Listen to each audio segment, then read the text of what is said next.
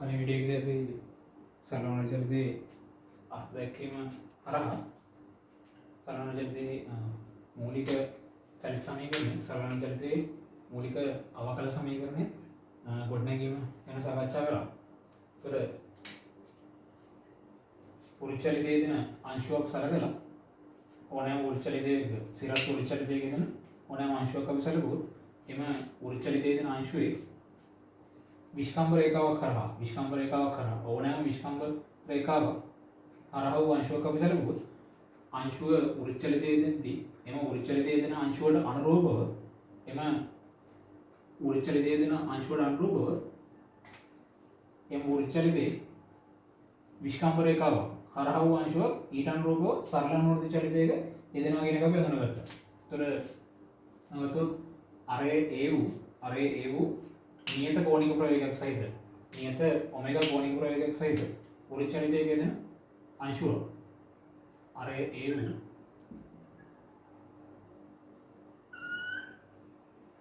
ඔමෙගා කෝණික ප්‍රවේගයක් සහිත අරේ simple a වූ ඔමෙගා කෝණික ප්‍රවේගයක් සහිත අරේ සිම්පල් a වූ ඔමෙගා කෝණික ප්‍රවේගයක් සහිත අරේ සිම්පල් a වූ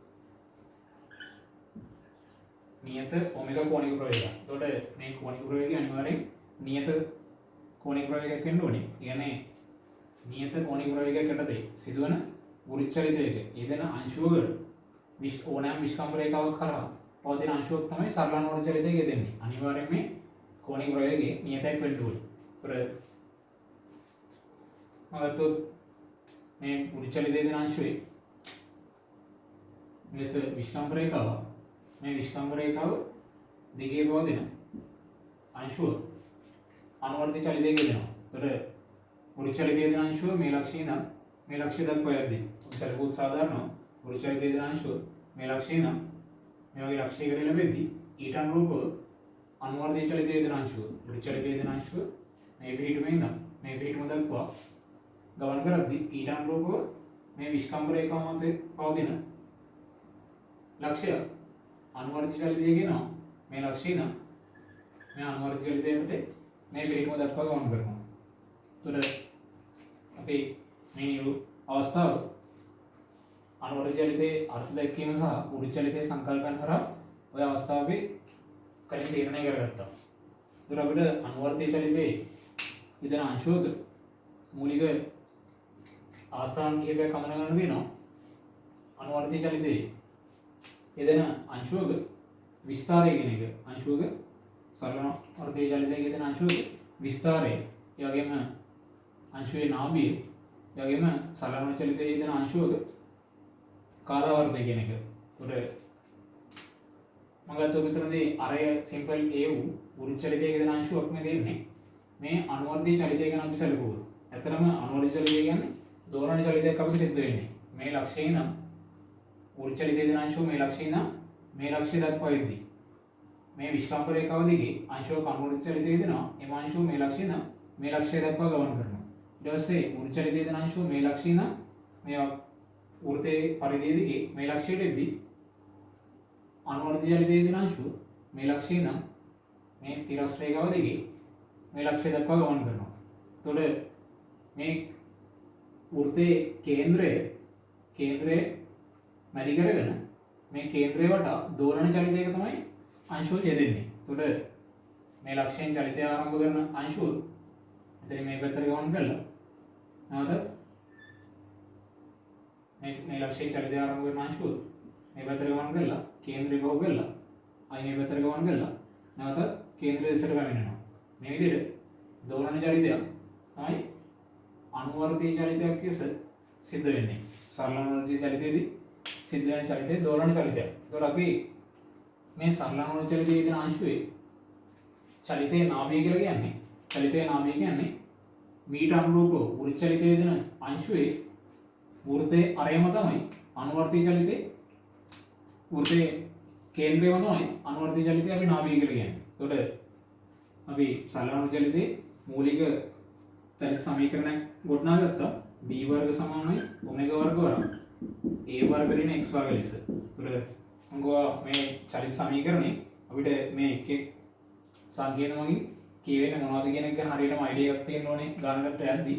එතකොට මෙතනදී කැපිටල් A කියලා කියන්නේ කැපිටල් A කියන්නේ අනුවර්තී චලිතයේ යෙදෙන අංශුවේ විස්තාරය. එතකොට මෙතනදී x කියලා කියන්නේ චලිතයේ අනුවර්තී චලිතයේ යෙදෙන අංශුවේ අදාළ චලිත අවස්ථාවට නාභිය සිට වනින දුර. එහෙනම් අපි නාභිය කියන එක ගැන අදහසක් තියෙන්න ඕනේ. එතකොට මම මෙතනදී නම් කරන්නම්. now capital O ලක්ෂය and capital A ලක්ෂය now capital B ලක්ෂය. එතකොට මේ අනුවර්තී චලිතේ නාභිය තමයි capital O කියන්නේ. අදාළ අනුවර්තී චලිතේ උතනදී නාභිය අපිට වචන කීපයක් තියෙනවා අඳුනගන්න. මේ සටහන නිරූපණය කරලා අනුවර්තී චලිතේ මූලික චලිත සමීකරණය ලියලා පහලින් ලියගමු නාභිය කියලා. මෙයාව සටහන් කරගෙන ඊට පස්සේ ලියගමු නාභිය කියලා ලියගමු. ඊට ලියගමු සරල අනුවර්තී චලිතේ යෙදෙන අංශුවක. සරල අනුවර්තී චලිතේ යෙදෙන අංශුවක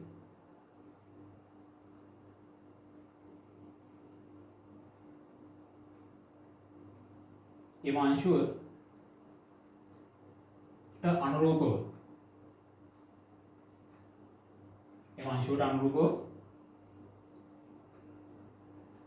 වෘත්ත චලිතයේ දෙන අංශුව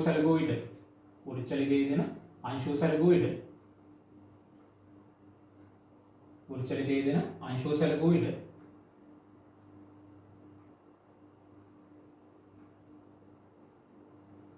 එම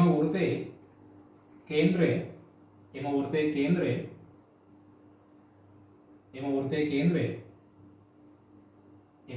කේන්ද්‍රය අනුවර්තී චලිතයේ යෙදෙන අංශුවේ නාභිය වේ. එම වෘත්තයේ කේන්ද්‍රය අනුවර්තී චලිතයේ යෙදෙන අංශුවේ නාභිය වේ. එම වෘත්තයේ කේන්ද්‍රය අනුවර්තී චලිතයේ යෙදෙන අංශුවේ නාභිය වේ. එම වෘත්තයේ කේන්ද්‍රය අනුවර්තී චලිතයේ යෙදෙන අංශුවේ නාභිය වේ.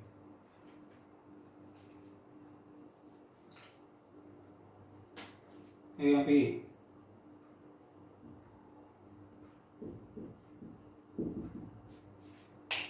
අනුවර්තී චලිතයේ විස්තාරය සරල අනුවර්තී චලිතයේ යෙදෙන අංශුවක විස්තාරය කියලා කියන්නේ අපි එම අනුවර්තී චලිතයේ යෙදෙන අංශුවේ නාභියේ සිට එක් දිශාවකට ගමන් සිදු කරන ලබන උපරිම විස්ථාපනයට තමයි අපි එම සරල අනුවර්තී චලිතයේ විස්තාරය කියලා කියන්නේ. ඒක අපි වෙනත් විදිහකින් කිව්වොත් අනුවර්තී චලිතයේ සරල අනුවර්තී චලිතයේ යෙදෙන අංශුවට අනුරූපව වෘත්ත චලිතයේ යෙදෙන අංශුවේ වෘත්තයේ අරය තමයි ඇත්තටම අනුවර්තී චලිතයේ විස්තාරය කියලා කියන්නේ.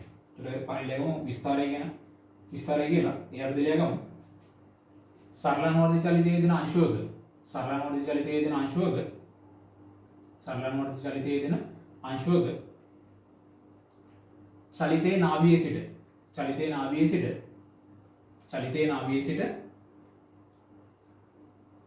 චලිතයේ නාභියේ සිට අංශුව යම් එක් පසකට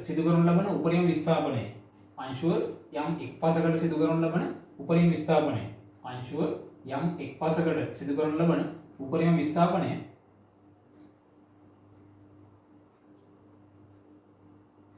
එම අනුවර්තී චලිතයේ යෙදෙන අංශුවේ විස්තාරය නම් වේ. එම අනුවර්තී චලිතයේ යෙදෙන අංශුවේ විස්තාරය නම් වේ. එම අනුවර්තී චලිතයේ යෙදෙන අංශුවේ විස්තාරය නම් වේ. එම අනුවර්තී චලිතයේ යෙදෙන අංශුවේ විස්තාරය නම් වේ. ඒ වගේම අපි විස්තාරය අර්ථ දක්වන්න පුළුවන් අපිට අනුවර්තී චලිතයට අනුරූපව වෘත්ත චලිතයේ යෙදෙන අංශුවේ වෘත්තයේ අරය ලෙස. ඒකත් ඒ විදිහට ලියගමු. වෙනම පහලින් ලියගමු. අනුවර්තී චලිතයේ යෙදෙන අංශුවට අනුරූපව වෘත්ත චලිතයේ යෙදෙන අංශුවට අනුරූපව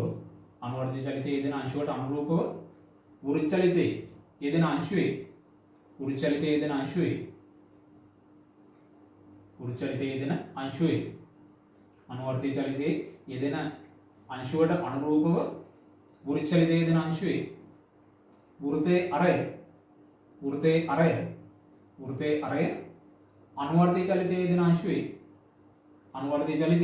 අනුවර්තී චලිතයේ යෙදෙන අංශුවේ විස්තාරය නම් වේ. අනුවර්තී චලිතයේ යෙදෙන අංශුවේ විස්තාරය නම් වේ. අනුවර්තිත චලිතයේ යෙදෙන අංශුවේ විස්තරය නම් වේ.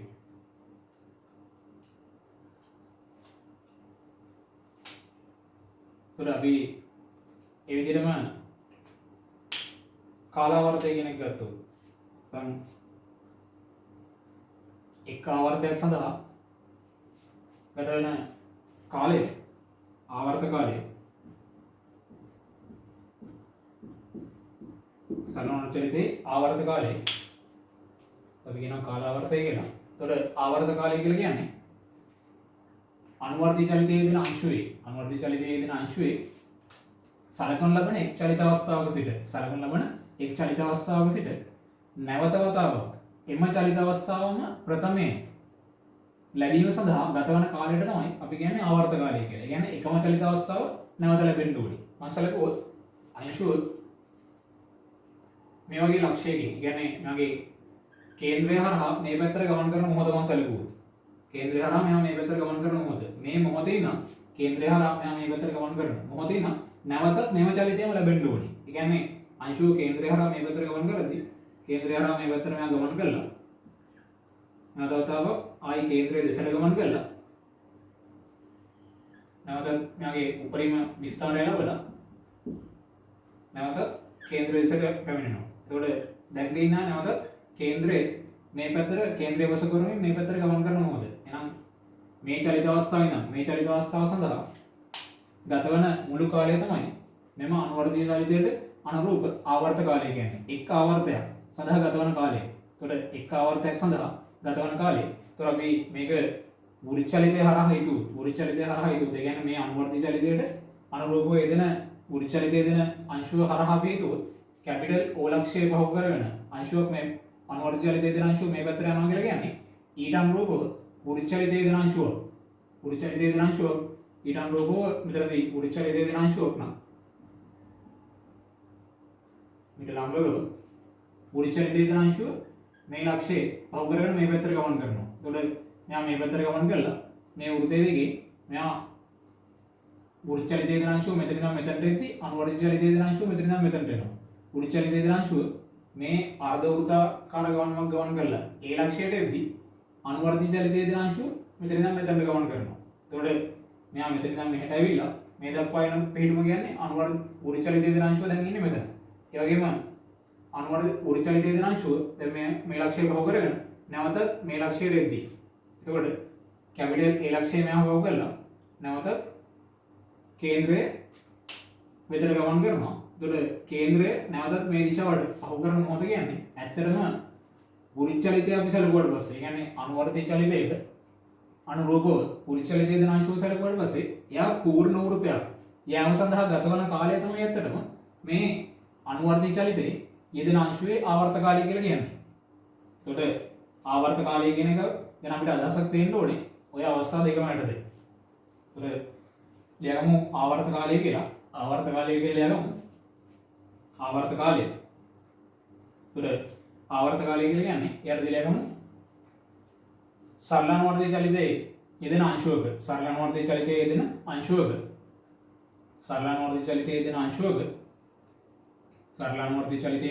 අංශුවක යම් සලකනු ලබන එක් චලිත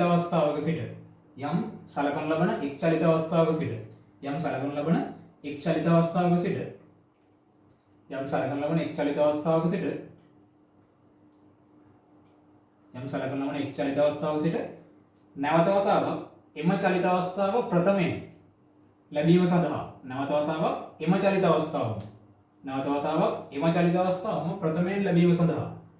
වතාවක් එම චලිත අවස්ථාවම ප්‍රථමයෙන් ලැබීම සඳහා ගතවන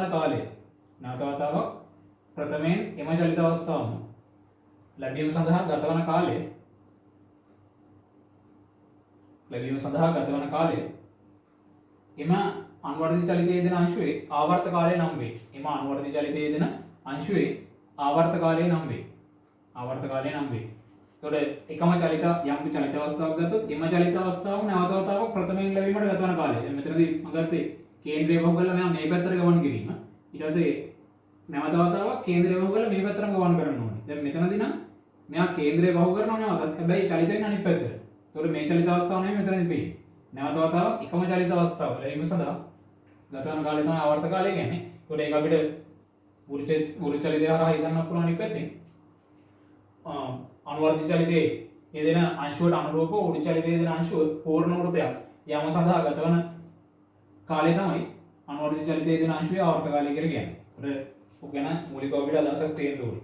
ඒත් අපි මේ අනුවර්තිත චලිතයේ යෙදෙන අංශුවේ මූලික චලිත සමීකරණය සරල අනුවර්තිත චලිතයට අදාළ මූලිකම චලිත සමීකරණය මේ තියෙන්නේ. ඔය මෙයා හඳුනගත්තා. ඒතර මේ සමීකරණෙදි මම කිව්වා මෙතන කැපිටල් A කියලා කියන්නේ විස්තාරය. කැපිටල් A කියලා කියන්නේ විස්තාරය. මේ සමීකරණය ගත්තොත් p වර්ග සමානයි ඔමෙගා වර්ග වරක් a වර්ග ඍණ x වර්ගයි. එතකොට b කියලා කියන්නේ මෙතනදී අංශුවේ ප්‍රවේගය. ඒක වැදගත් ලියා ගන්න පහලින් v කියන්නේ අංශුවේ ප්‍රවේගය. සමීකරණය නැවතත් පහලින් ලියලා v කියලා කියන්නේ අංශුවේ ප්‍රවේගය. සරල අනුවර්තිත චලිතයේ යෙදෙන අංශුවේ යම් චලිත අවස්ථාවකදී අංශුවේ ප්‍රවේගය.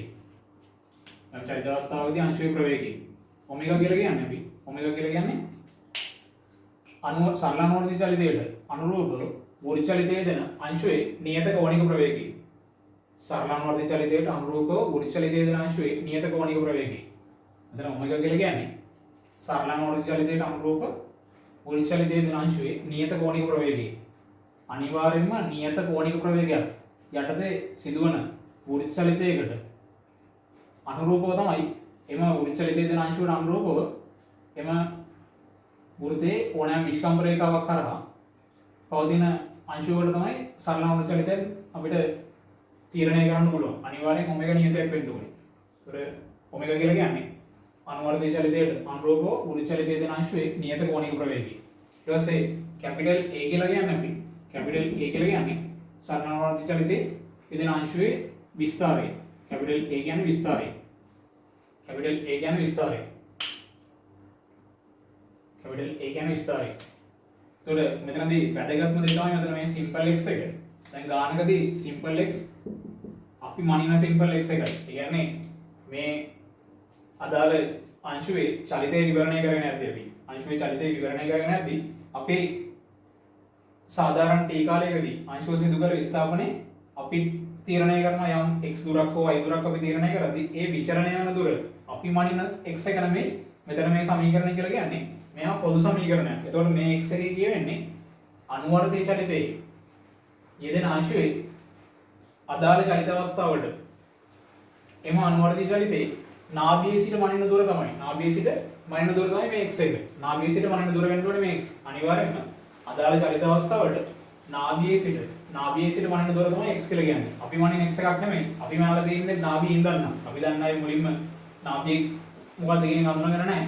එතකොට අපි මනින x එක නාභිය නම් වල තියෙන x වන අගුලක් නැහැ. එයාගේම තමයි අපිට ගන්න පුළුවන්. නැත්තම් මෙතනදී යොදන x එක වෙනස් වෙන්න ඕනේ. අපි තීරණය කරන්න ඕනේ නාභියේ සිට මනින දුර තමයි මෙතන යොදන්න ඕනේ. එතකොට x කියන එක ලියාගෙන යමු. මම අර අතුගානෙම ලියාගමු. අදාළ චලිත අවස්ථාවට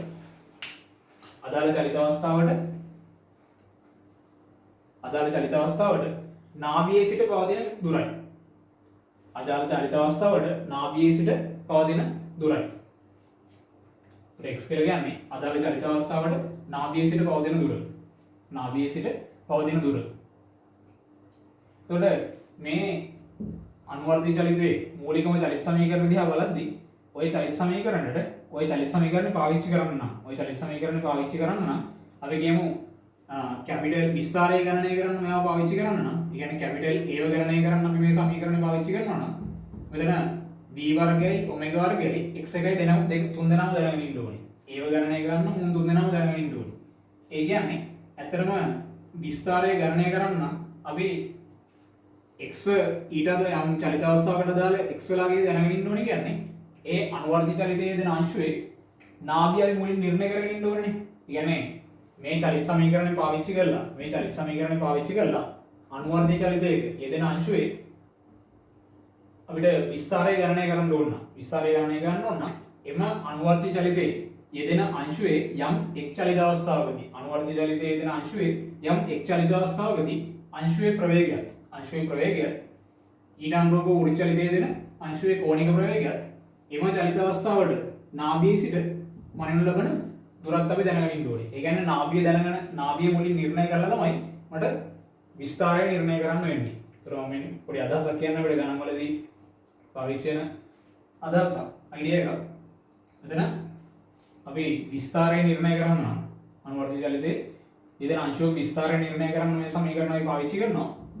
එතනදී මුලින්ම අපි අනුවර්තිත චලිතයේ යෙදෙන අංශුවේ නාභිය මුලින් නිර්ණය කරගෙන ඉන්න වෙනවා මේ සමීකරණය පාවිච්චි කරන්න කලින්. ගණන් හදද්දී මම අයිඩියා එක කියන්න පැහැදිලිවම. ඒතර මම සරලව අයිඩියා එක ඔළුවට දාගන්න. අපි මෙතන මුලින්ම තීරණය කරගත්ත මූලික චලිත සමීකරණය අනුවර්තිත චලිතයට අදාළ මූලික චලිත සමීකරණය මේ එක් එක් පද වලින් කියවෙන්නේ මොකද්ද කියන එකයි. සරලවන චලිතයට අදාළ විස්තරය නාභිය සහ ආවර්ත කාලය කියන සංකල්ප ගැන අයිඩියා එකක් ගත්තා.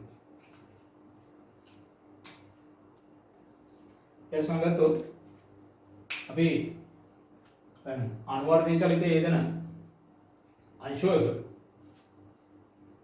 යම් චලිත අවස්ථාවන් දෙකක් අතර අනුවර්තිත චලිතයේ යෙදෙන අංශවල යම් චලිත අවස්ථාවන් දෙකක් අතර එම චලිතයට ගත වූ කාලය නිර්ණය කරද්දී යම් චලිත අවස්ථාවන් දෙකක් අතර අපි කාලය නිර්ණය කරද්දී මම ගත්තොත් මෙලෙස අනුවර්තිත චලිතයේ යෙදෙන අංශුව මෙදින චලිතයේ නාභිය මම කැපිටල් O ලෙස නම් කරනවා.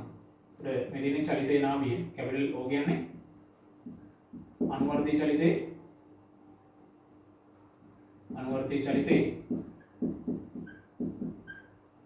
යෙදෙන අංශුවේ නාභිය විදිහේ අනුවර්තිත චලිතයේ යෙදෙන අංශුවේ නාභිය තමයි විදිහේ.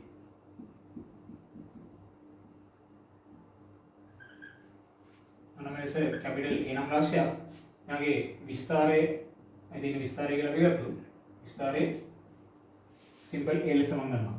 ඒතර සිම්පල් A කියලා මම ගත්තොත් අනුවර්තිත චලිතයේ විස්තරය තමයි සිම්පල් A කියන්නේ. ඒතර කැපිටල් A කියලා කියන්නේ කැපිටල් A කියන ලක්ෂය නම් මම ගන්නම් වෙතෙන් තවත් ලක්ෂයක් capital B කියලා මේ දුර මම ගත්තොත් A බෙදීම දෙකක් ලෙස මේ දුර A බෙදීම දෙකයි. ඒතර සිම්පල් එක තමයි විස්තරය. එහෙනම් capital A ලක්ෂයේ සිට capital B ලක්ෂය දක්වා අංශුව A මට ගත වෙන කාලය මට නිර්ණය කරන්න ඕන. ඒතර මේ අනුවර්තිත චලිතයේ යෙදෙන අංශුවට A සිට B දක්වා A මට ගත වෙන කාලය නිර්ණය කරන්න ඕනේ මට. දැන් අපි දන්නවා ඕනෑම අනුවර්තිත චලිතයක යෙදෙන අංශුවක් ගත්තොත් එම චලිතයට අනුරූපව උරු චලිතයේ යෙදෙන අංශුවක් පවතිනවා. එම චලිතයට අනුරූපව උරු චලිතයේ යෙදෙන අංශුවක් තියෙනවා. ඒතර මෙතනදී මේ අනුවර්තිත චලිතයට අනුරූපව උරු චලිතයේ යෙදෙන අංශුවක් පවතිනවා. කැපිටල් O ලක්ෂය කේන්ද්‍රය කරගෙන අර ඒ වුණු වෘත්තයක ගමන් කරන උරු චලිතයේ යෙදෙන අංශුවක් පවතිනවා. ඒතර මේ අනුවර්තිත චලිතයට අනුරූපව උරු චලිතයේ යෙදෙන අංශුවේ ගමන් මගම සටහන් කරගත්තා. අපිට මෙලෙස නිරූපණය කරන්න පුළුවන්.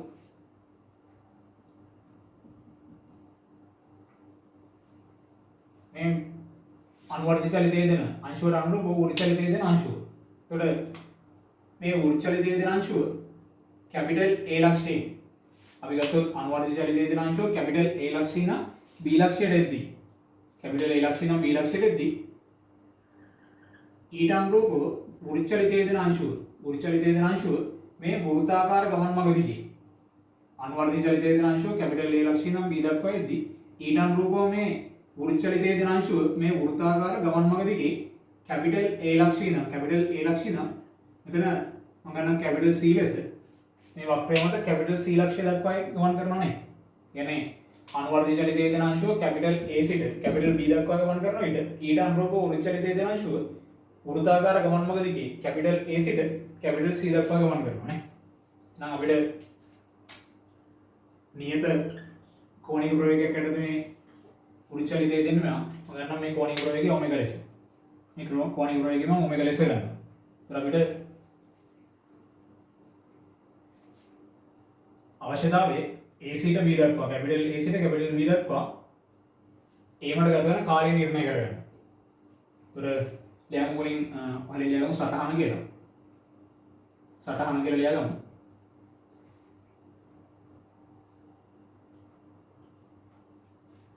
ඊට ලියගමු අනුවර්තී චලිතයේ යෙදෙන අංශුවක අනුවර්තී චලිතයේ යෙදෙන අංශුවක අනුවර්තී චලිතයේ යෙදෙන අංශුවක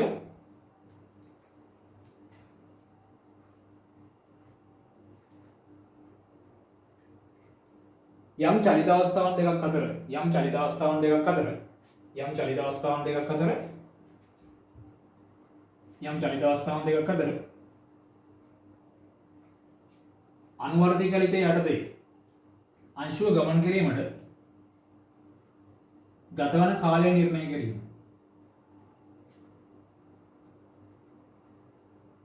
ගතවන කාලය නිර්ණය කිරීම.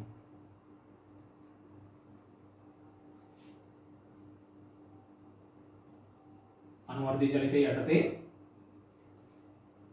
මම කියන්නේ අනුවර්තී චලිතයේ යෙදෙන අංශුවක යම් සලකනු ලබන ලක්ෂ දෙකක් අතර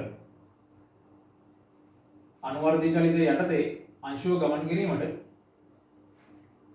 ගතවන කාලය නිර්ණය කිරීම. ඒ යටතේ පහලින් ලියගමු. යටත පහලින් ලියගමු.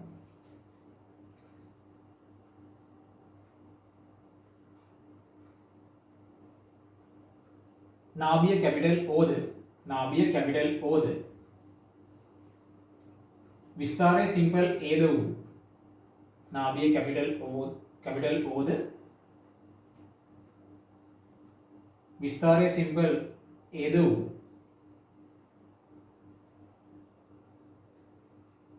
අනුවර්තී චලිතයක් සැලකුණු අනුවර්තී චලිතයක් සැලකුණු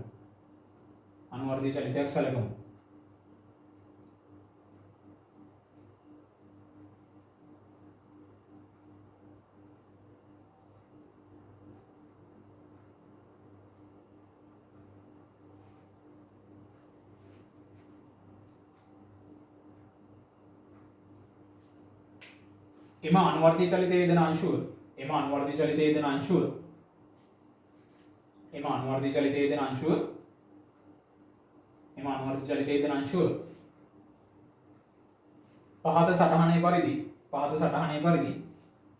පහත සටහනේ පරිදි එම අනුවර්තී චලිතයේ යෙදෙන අංශුව පහත සටහනේ පරිදි කැපිටල් A සිට කැපිටල් B දක්වා ඒමට ගතවන කාලය නිර්ණය කරමු. කැපිටල් A සිට කැපිටල් B දක්වා ඒමට ගතවන කාලය නිර්ණය කරමු.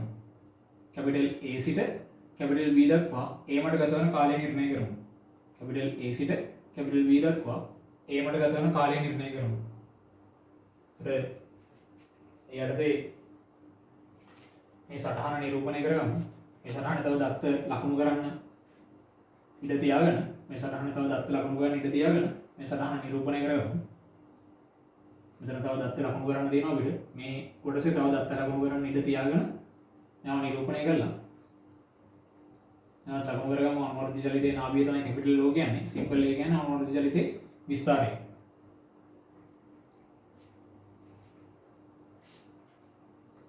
තරම් වෙනනම් මේ වීඩියෝ එකේ වෙලාව දෙන්නේ නැහැ. මේව සටහන් කරගන්නයි. ගානක් දුන්නාම ගාන හදන්න වෙනම් වෙලාවක් දීලා එහෙම කරන්නේ නැහැ. මේක සටහන් කරගෙන වීඩියෝ එකේ ඉතුරු ටික ඔයගොල්ලෝ ඊට පස්සේ බලන්න. මම එහෙම නෝට් ඉස්සරහට සුළු කිරීම ටික කරගෙන යනවා. ඒතර අපි මෙතන තීරණය කරගත්තා අනුවර්තී චලිතයේ යෙදෙන අංශුව කැපිටල් A සිට කැපිටල් B දක්වා ගමන් කරද්දී අනුවර්තී චලිතයේ යෙදෙන අංශුව කැපිටල් A සිට B දක්වා ගමන් කරද්දී ඊට අනුරූපව වෘත්ත චලිතයේ යෙදෙන අංශුව මේ වෘත්තාකාර ගමන් මඟ දිගේ කැපිටල් A සිට කැපිටල් C දක්වා ගමන් කරනවා නේ. නම් අනුවර්තී චලිතයේ යෙදෙන අංශුව කැපිටල් A සිට කැපිටල් B දක්වා ඒමට ගතවන කාලය සමාන වෙනවා ඊට අනුරූපව වෘත්ත චලිතයේ යෙදෙන අංශුව වෘත්තාකාර ගමන් මඟ දිගේ කැපිටල් A සිට කැපිටල් C දක්වා ඒමට ගතවන කාලයට. නම් අපිට අනුවර්තී චලිතයේ යෙදෙන අංශුවක යම් චලිත අවස්ථාවන් දෙකක් අතර එම චලිතයට අදාළව චලිත අවස්ථාවන් දෙකක් අතර ගමන් කිරීමට කියන්නේ කැපිටල් A සිට කැපිටල් B දක්වා මෙතනදී A සිට B දක්වා ඒමට ගතවන කාලය නිර්ණය කරනවා වෙනුවට ඊට අනුරූපව වෘත්ත චලිතයේ යෙදෙන අංශුවේ චලිතය සලකලා උඩු චලිතය දෙන අංශුව A සිට C දක්වා යාමට ගත වන කාලය නිර්ණය කරත් වැඩේ හරියි. දෙකට ගන්න එකම කාලයක්. ඒකට ඒ අදහස පහලින් ලියාගමු. පහලින් තරල ගුණක් දාලා ලියාගමු. සරලානුවර්තිත චලිතයේ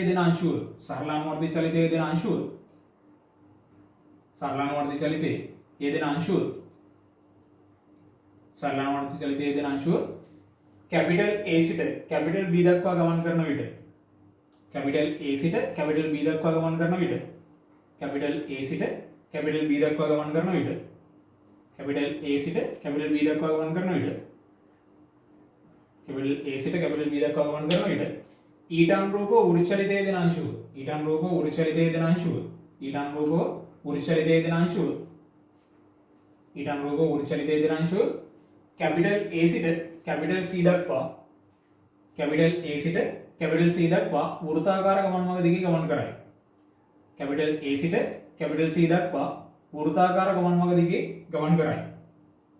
වෘත්තාකාර ගමන් මඟ දිගේ ගමන් කරයි.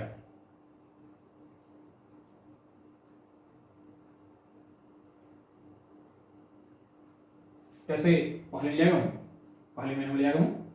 එම නිසා අනුවර්තිත චලිතයේ යෙදෙන අංශුව A සිට B දක්වා ඒමට ගත වන කාලය එම නිසා අනුවර්තිත චලිතයේ යෙදෙන අංශුව A සිට B දක්වා කැපිටල් A සිට කැපිටල් B දක්වා ඒමට ගත වන කාලය සංකලනය කරමු TAB නම්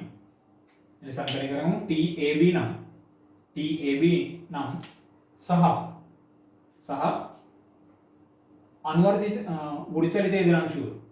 උරු චලිතයේ යෙදෙන අංශුව කැපිටල් A සිට කැපිටල් C දක්වා ඒමට ගත වන කාලය උරු චලිතයේ යෙදෙන අංශුව කැපිටල් A සිට කැපිටල් C දක්වා උරු චලිතයේ යෙදෙන අංශුව කැපිටල් A සිට කැපිටල් C දක්වා ඒමට ගත වන කාලය උරු චලිතයේ යෙදෙන අංශුව කැපිටල් A සිට කැපිටල් C දක්වා ඒමට ගත වන කාලය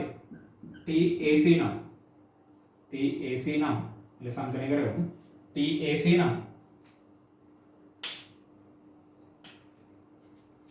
TAC නම් කමාක් දාලා පහලින් ලියගමු. TAB සමානයි TAC වේ.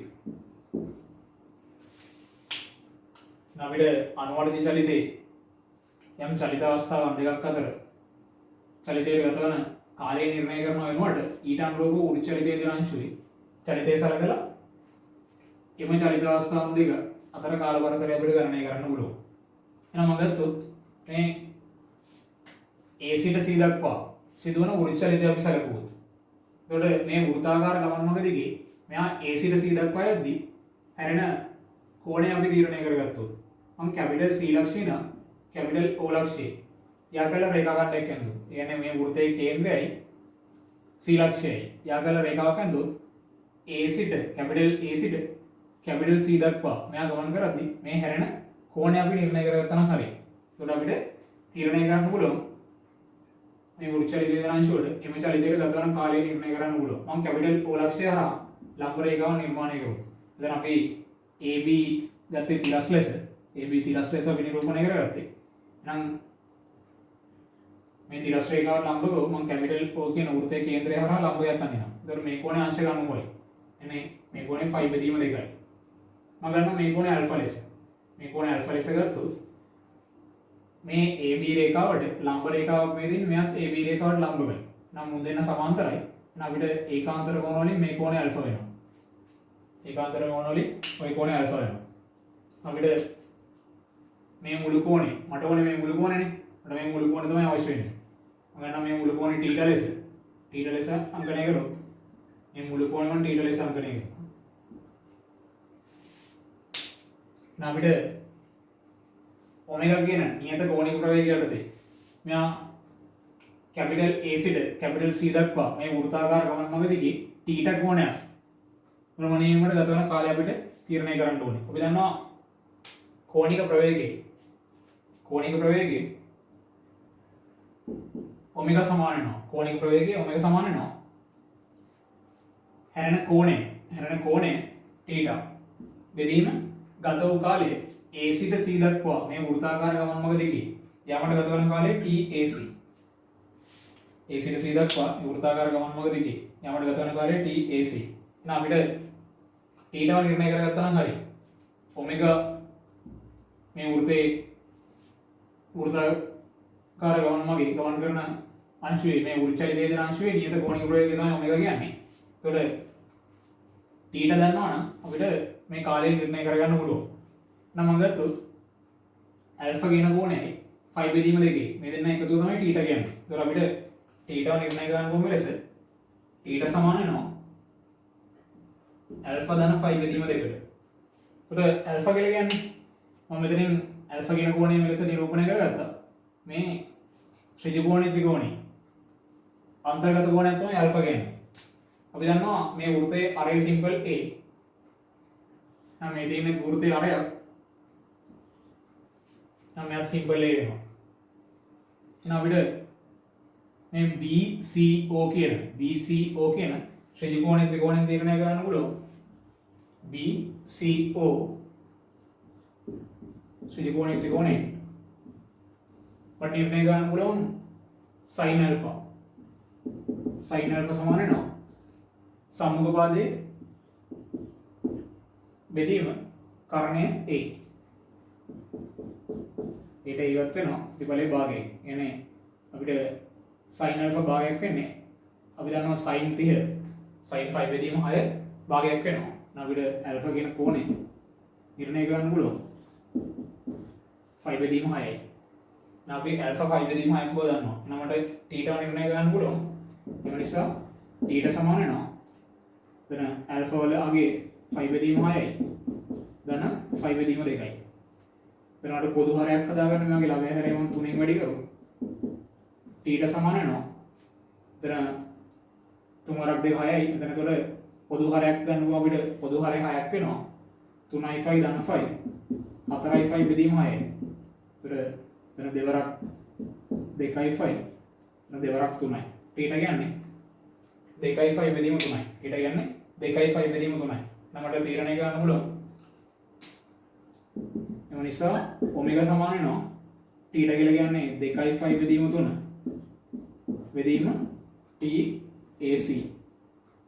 එම නිසා අපිට AC ට C දක්වා වෘත්තාකාර ගමන් මඟ දිගේ අංශුව AC ට C දක්වා යාමට ගත වන කාලය නිර්ණය කරන්න පුළුවන්. TAC සමාන වෙනවා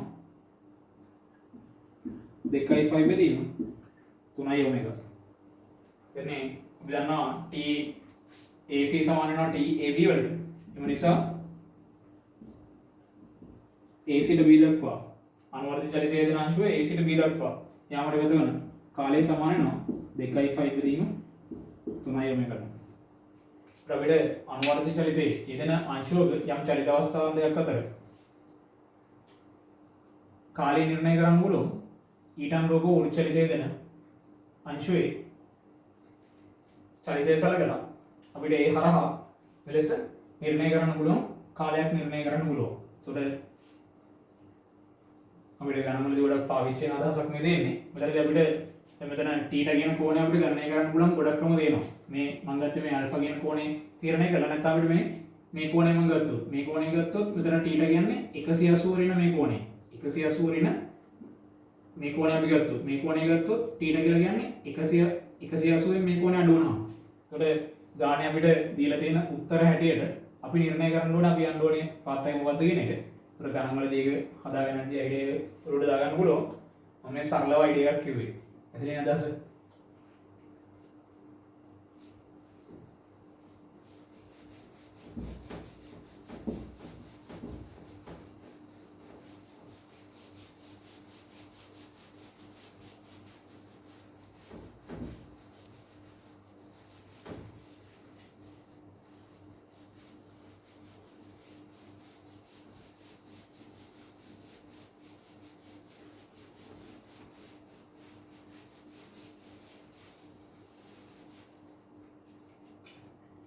ඊළඟට ගත්තොත් තත්ත්වස්ස තන්තුවක් කියන්නේ ඇදෙන තන්තුවක්.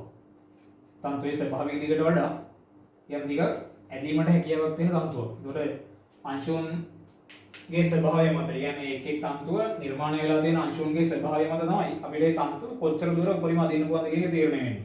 ප්‍රත්‍යස්ථාවයේ තීරණය වෙන්නේ එම අංශුන් නිර්මාණය වෙලා තියෙන එහෙම තන්තුව නිර්මාණය වෙලා තියෙන අංශු වල ස්වභාවය මත ඒවා විසිරලා තියෙන ස්වභාවය මත තමයි ඒවා තීරණය වෙන්නේ. ඒතර අපි ප්‍රත්‍යක්ෂ තන්තුවක් ගත්තොත් මම ස්වභාවික දිග සිම්පල් L වෙච්ච ස්වභාවික දිග සිම්පල් L වූ ප්‍රත්‍යක්ෂ තන්තුවක් මම ගත්තොත් ස්වභාවික දිග සිම්පල් L වූ ප්‍රත්‍යක්ෂ තන්තුවක් අපි ගත්තොත් ඒ තන්තුවට m ස්කන්ධය සහිත අංශුව ගැට ගහලා ප්‍රත්‍යක්ෂ තන්තුවක් කරන් මම තන්තුවේ එක් කෙලවරකට අංශුවක් ගැට ගන්නවා සිම්පල් m ස්කන්ධය සහිත අංශුවක් ගැට ගහලා තන්තුවේ ඉතිරි කෙලවර මම සිවිලිමක් වල සවි කරොත් තන්තුවේ ඉදිරි කෙලවර සිවිලිමක් වල සවි කරොත් තන්තුව තම ස්වභාවික දිගට වඩා යම් දිගක් ඇදිලා අංශුව ස්වභාවිකව සමතුලිත වෙනවා. ස්වභාවික දිගට වඩා යම් දිගක් ඇදිලා මෙයත් සමතුලිත වෙනවා. එතකොට ස්වභාවික දිගට වඩා යම් දිගක් තන්තුව ඇදෙන්නේ මොකද තන්තුව තම ස්වභාවික දිග තියලා අංශුව සම්බන්ධ කරාට පස්සේ අංශුවේ බර නිසා තන්තුවේ ආස්ති බලයක් ක්‍රියාත්මක වෙනවා. එතකොට තන්තුවට එයාගේ ස්වභාවික දිගට වඩා ඇදෙන්න හැකියාව තියෙන නිසා තන්තුව ඇදිලා සමතුලිත වෙනවා. එතකොට ඔය තන්තුව මත ක්‍රියාත්මක වෙන ආතති බලය. ඒ කියන්නේ අංශුව සම්බන්ධ කිරීම නිසා එම තන්තුව මත ප්‍රත්‍යක්ෂ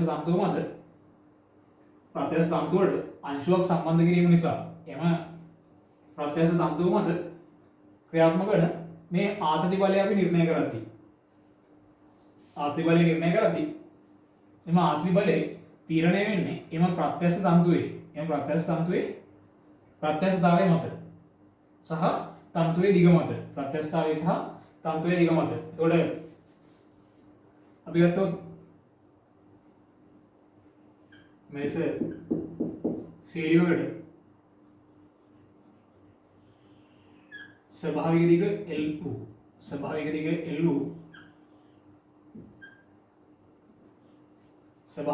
වූ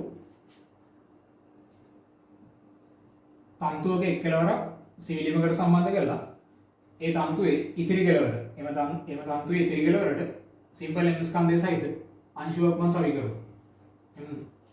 තන්තුවේ එක් කෙලවරක් සීලියමේ සවි කරලා ඉතිරි කෙලවර නිදහසේ තියෙද්දි තන්තුව තම ස්වභාවික දිග පහළට වැටලා මෙයා නිදහසේ තියෙනවා. දැන් මම මෙතනට සිම්පල් m ස්කන්ධය සහිත අංශුව සම්බන්ධ කරොත් ඔය තන්තුව ස්වභාවික දිගට වඩා යම් දිගක් ඇදිලා අංශුව සමතුලිත වෙනවා. එතකොට මෙලෙස ඇදීමක් සිද්ධ වෙන්නේ අපි අප්‍රත්‍යක්ෂ තන්තුවක් මේ විදිහට සවි කරලා අප්‍රත්‍යක්ෂ තන්තුවක් කියන්නේ එයාගේ ස්වභාවික දිගට වඩා ඇදෙන්න හැකියාවක් නැති තන්තුවක් සම්බන්ධ කරලා ඒ තන්තුවේ ඉතිරි කෙලවරට සිම්පල් m ස්කන්ධය සහිත අංශුවක් මෙතනට සම්බන්ධ කරොත් නම් මේ අංශුවේ බර නිසා තන්තුව මත ඇති කරන ලබන ආර්ති බලය මගින් මේ අංශුන්ට වෙනස් වෙලා තන්තුවේ දිග වැඩි කර ගැනීමේ හැකියාවක් නැත්තම් මෙයා මේ විදිහටම තියෙනවා. හැබැයි ප්‍රත්‍යක්ෂ තන්තුවකට හැකියාව තියෙනවා ඒ අංශුන්ගේ හැසිරීම මත මෙයා මත බලයක් ක්‍රියාත්මක වෙද්දී අංශුව මත ඒ තන්තුව මත බලයක් ක්‍රියාත්මක වෙද්දී තන්තුව ඇදිලා ස්වභාවික දිගට වඩා යම් දිගක් ඇදීමේ හැකියාව තියෙනවා. එතකොට අංශුව සමතුලිත වෙන්නේ සිම්පල් m ස්කන්ධය සහිත අංශුවක් නට සම්බන්ධ කරාම අංශුව සමතුලිත වෙන්නේ ස්වභාවික දිගට වඩා යම් දිගක් ඇදිලා. එහෙනම් අපි අංශුව මත මේ මොහොතේ ක්‍රියාත්මක වෙන බාහිර බල සටහන් කරොත් අංශුව මත ක්‍රියාත්මක වෙන බාහිර බල සටහන් කරොත් අංශුවේ බර සිරස් භාරයට ක්‍රියාත්මක වෙනවා mg තන්තුවේ ආර්ති බලය t ක්‍රියාත්මක වෙනවා. ඒතකොට තන්තුව තම ස්වභාවික දිගට වඩා යම් දිගක් ඇදිලා තියෙනවා මෙතනදී. ඒතකොට ස්වභාවික දිගට වඩා ඇදුණු දිග කියන්නේ ස්වභාවික දිගට වඩා මෙයා ඇදුණු දිග අපි කියනවා ස්වභාවික දිගට වඩා ඇදුණු දිගට විතතිය කියලා නම. විතතිය කියලා අපි කියනවා ප්‍රත්‍යක්ෂ තන්තුවක් ස්වභාවික දිගට වඩා ඇදෙන දිගට අපි කියනවා විතතිය කියලා. ස්වභාවික දිගට වඩා ඇදෙන දිග අපි කියනවා විතතිය කියලා. එතකොට තන්තුවකදී අපි කියනවා ස්වභාවික විතතිය කියලා. ස්වභාවික විතතිය කියලා කියන්නේ එම තන්තුවට අංශුවක් සම්බන්ධ කළ විට එම අංශුව ස්වභාවිකව සමතුලිත වීම සඳහා ඇදෙන දිග ස්වභාවිකව සමතුලිත වීම සඳහා තන්තුවේ ස්වභාවික දිගට වඩා ඇදෙන දිග. ඒ කියන්නේ ස්වභාවිකව සමතුලිත වීමට තන්තුවේ දිගට වඩා ඇදෙන දිග නැත්නම් විතතියට අපි කියනවා එම තන්තුවේ ස්වභාවික විතතිය කියලා. එම තන්තුවේ ස්වභාවික විතතිය කියලා. එතකොට මම ගත්තොත් මෙතනදී E කියලා කියන්නේ ස්වභාවික විතතිය. මම මෙතන E කියලා නම් කරලා තියෙන්නේ ස්වභාවික විතතිය. මෙයා ස්වභාවිකව සමතුලිත වෙනවා යම් ටිකක් පහළට ඇදිලා. එතකොට මේ මොහොතේ අංශුව දැන් සමතුලිතයි. මේ මොහොතේ අංශුව සමතුලිතයි. මේ සමතුලිත අංශුවේ අපි අංශුව මත ක්‍රියාත්මක වෙන බලයන් ගත්තොත් අංශුව මත සිරස්ස පහළට බර ක්‍රියාත්මක වෙනවා. තන්තුවෙන් ක්‍රියාත්මක වෙනවා ආතති බලය. එහෙනම් අංශුව සමතුලිත නම් මේ mg කියන සිරස්ස පහළට ක්‍රියාත්මක වෙන බලය t කියන ආතති බලයට සමාන වෙන්න ඕනේ. එතකොට අපිට තන්තුවේ ආතති බලය බරට සමාන වෙන්න ඕනේ. එතකොට මේ තන්තුවේ ආතති බලය මම ගුවා රඳාපුවා තියන්නේ මේ තන්තුවේ ප්‍රත්‍යස්ථ මාපාංකයත් තන්තුවේ දිගත් මත. එතකොට අපි ප්‍රත්‍යස්ථ තන්තුවකට අංශුවක් සම්බන්ධ කිරීම නිසා එම ප්‍රත්‍යස්ථ තන්තුවෙන් අංශුව මත අංශුවෙන් ප්‍රත්‍යස්ථ තන්තුව මත ඇති කරන ලබන ආතති බලය ප්‍රත්‍යස්ථ තන්තුවක ඇති වන ආතතිය ප්‍රත්‍යස්ථ තන්තුවක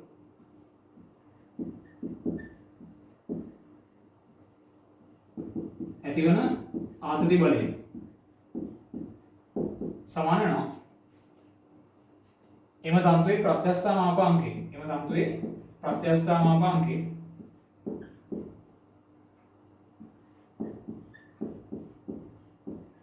තන්තුවේ ප්‍රත්‍යස්ථ මාපාංකය වරක් ස්වභාවික දිගට වඩා ඇදුණු දිග. අපි කියනවා විතතිය කියලා. අංශුව ස්වභාවික දිගට වඩා ඇදුණු දිග විතතිය බෙදීම තන්තුවේ මුල් දිග.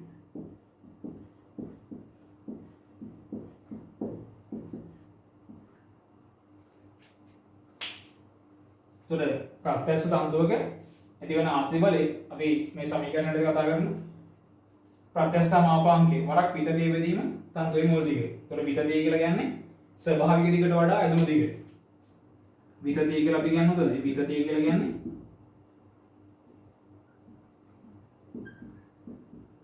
ස්වභාවික දිගට වඩා ඇදුණු දිග. ස්වභාවික දිගට වඩා ඇදුණු දිග තමයි විතතිය කියලා අපි කියන්නේ. එතකොට අපි ගත්තොත් මෙතනදී මම ගන්නවා යාගේ ප්‍රත්‍යස්ථ මාපාංකය. දැන් අපිට මෙතනදී මුලින්ම තව දෙයක් දකින්න තියෙනවා. දැන් ප්‍රත්‍යස්ථ තන්තුවක ඇතිවන ආතති බලය සඳහා තමයි මේ සම්බන්ධතාවය නිරූපණය කරේ. ඒතකොට ආතති බලය මෙයා බලයක්. එතකොට මෙතන විතතිය කියන්නේ දිග, තන්තුවේ මුල් දිග කියන්නේ දිග. එතකොට මෙතන දිගමනින්නේ එකයි. මෙයා මීටර වලින් තන්තුවේ මුල් දිග මෙයා මීටර වලින්. එතකොට මේ ඒකක අපිට කැපිලා ගියාම ප්‍රත්‍යස්ථ මාපාංකය ඒකක වෙන්නේ බලය ඒකකමයි. ප්‍රත්‍යස්ථ මාපාංකය ඒකක වෙන්නේ බලය ඒකකමයි. එතකොට ප්‍රත්‍යස්ථ මාපාංකය ඒකක වෙන්නේ බලය ඒකකමයි. එතකොට තන්තුවේ ආතති බලය සමාන වෙන්නේ ප්‍රත්‍යස්ථ මාපාංකය වරක් විතතිය බෙදීම මුල් දිග. මෙයා දිග තන්තුවේ මුල් දිග මෙයා දිග. එතකොට මේ ඒකක කැපුණා අපිට ප්‍රත්‍යස්ථ මාපාංකය ඒකක වෙන්නේ බලය ඒකකමයි. එහෙනම් අපිට මම මෙතනදී ගන්නම් තන්තුවේ ප්‍රත්‍යස්ථ මාපාංකය ලැම්ඩා කියලා ගත්තොත් ලැම්ඩා සමාන 2mg කියලා. තන්තුවේ ප්‍රත්‍යස්ථ මාපාංකය 2mg කියලා මම ගත්තොත්. තන්තුවේ ප්‍රත්‍යස්ථ මාපාංකය 2mg නම්. එතකොට මේ තන්තුවේ m ස්කන්ධයක් සම්බන්ධ වීම නිසා මෙයා පහළට ඇදලා තියෙනවා e දිගක්. අපිට මෙතනදී තන්තුවේ ආතති බලය සමාන වෙන්න ඕනේ mg ට. එතකොට තන්තුවේ ආතති බලය අපිට ගොඩනගා ගන්න පුළුවන් ප්‍රත්‍යස්ථ මාපාංකය වරක් විතතිය. ඒ කියන්නේ තන්තුවේ ස්වභාවික දිගට වඩා ඇදුණු දිග. ස්වභාවික දිගට වඩා e දිගක් ඇදලා තියෙනවා. බෙදීම තන්තුවේ මුල් දිග. තන්තුවේ ස්වභාවික දිග. ඒතර මෙතන තන්තුවේ මුල් දිග කියන්නේ තන්තුවේ ස්වභාවික දිග. තන්තුවේ මුල් දිග නැත්නම් අපි කියනවා තන්තුවේ ස්වභාවික දිග කියන එක මේ තියෙන්නේ. තන්තුවේ මුල් දිග කියලා කියන්නේ තන්තුවේ ස්වභාවික දිගටමයි. තන්තුවේ මුල් දිග නැත්නම් තන්තුවේ ස්වභාවික දිග කියන එක මේ. ඒතර සමාන වෙනවා mg ට. මෙතන අපිට මේ පැත්තේ mg ට mg ගත්ත වෙනවා. e සමාන වෙනවා l බෙදීම 2යි. e වලගේ l බෙදීම 2යි. එන්නේ ප්‍රත්‍යස්ථ මාපාංකය 2mg වූ ස්වභාවික දිග l වූ තන්තුවක m ස්කන්ධය සහිත අංශුවක් සම්බන්ධ කරලා එයාව ස්වභාවිකව සමතුලිත වෙන්න හැරියොත් ස්වභාවික දිගට වඩා ස්වභාවික දිග L නම් ස්වභාවික දිග L ඊට වඩා L බෙදීම දෙක දුරක් පහළට තන්තුව ඇදිලා තමයි සමතුලිත වෙන්නේ. අපිට ප්‍රත්‍යස්ත තන්තු ගැන මූලිකව මේ අදහස තියෙන්න ඕනේ. මාතෘකාවක් ලියාගමු ප්‍රත්‍යස්ත තන්තු මාතෘකාවක් ලියාගමු ප්‍රත්‍යස්ත තන්තු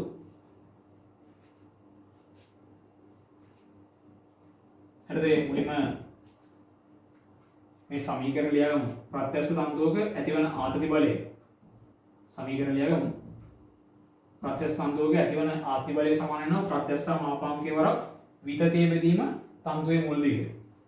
විතතිය බෙදීම තන්තුවේ මුල් දිග.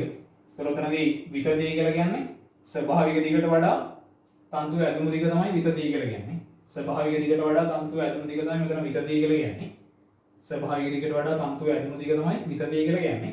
තන්තුවේ මුල් දිග නැත්නම් තන්තුවේ ස්වභාවික දිගට තමයි මෙතන අපි මේ කතා කරන්නේ. තන්තුවේ මුල් දිග නැත්නම් අපි කියන මේ තන්තුවේ ස්වභාවික දිග. එසේ පහලින් තරල ගුණධාරය ලියගමු.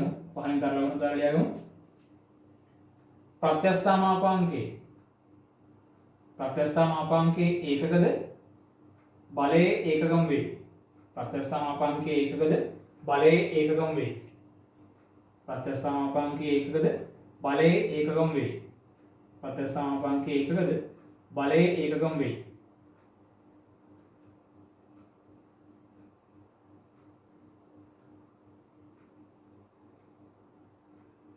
ප්‍රත්‍යස්ථ මාපාංකයේ ඒකකද බලයේ ඒකකම් වේ.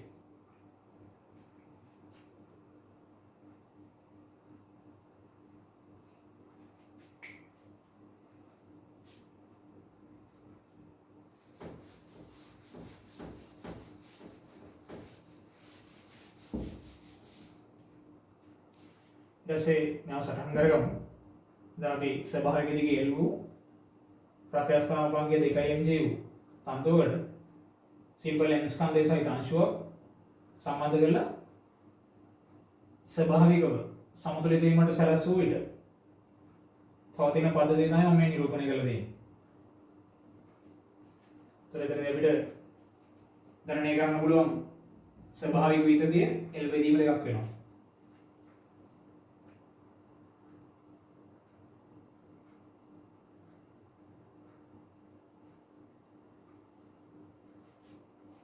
ඊපස්සේ මේකත් සටහන් කරගෙන එතන ඉවරගිය ලියාගන්න.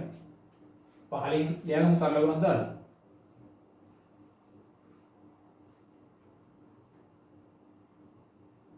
ප්‍රත්‍යස්ථ තන්තුවකට අංශුවක් සම්බන්ධ කර ප්‍රත්‍යස්ථ තන්තුවක එක් කෙලවරකට ලියාගමු. ප්‍රත්‍යස්ථ තන්තුවක එක් කෙලවරකට අංශුවක් සම්බන්ධ කර තන්තුවේ ඉතිරි කෙලවර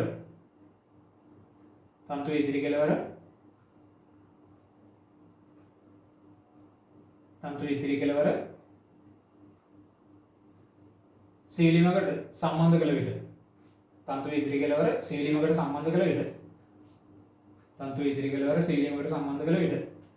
තන්තුව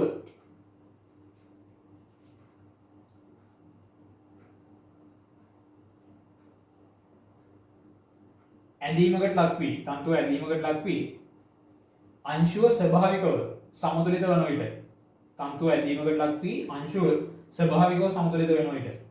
අංශුව ස්වභාවිකව සමතුලිත වන විට අංශුව ස්වභාවිකව සමතුලිත වන විට ක්‍රමාවක් දාලා තන්තුව තම ස්වභාවික දිගට වඩා ඇදී පවතින දිග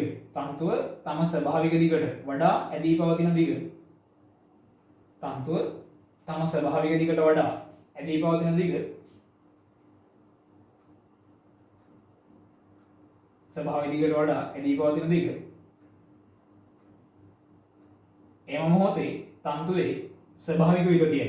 එම මොහොතේ තන්තුවේ ස්වභාවික විතතියයි. එම මොහොතේ තන්තුවේ ස්වභාවික විතතියයි. එම මොහොතේ තන්තුවේ ස්වභාවික විතතියයි. එම මොහොතේ තන්තුවේ ස්වභාවික විතතියයි. එම මොහොතේ තන්තුවේ ස්වභාවික විතතියයි. එම මොහොතේ තන්තුවේ ස්වභාවික විතතියයි.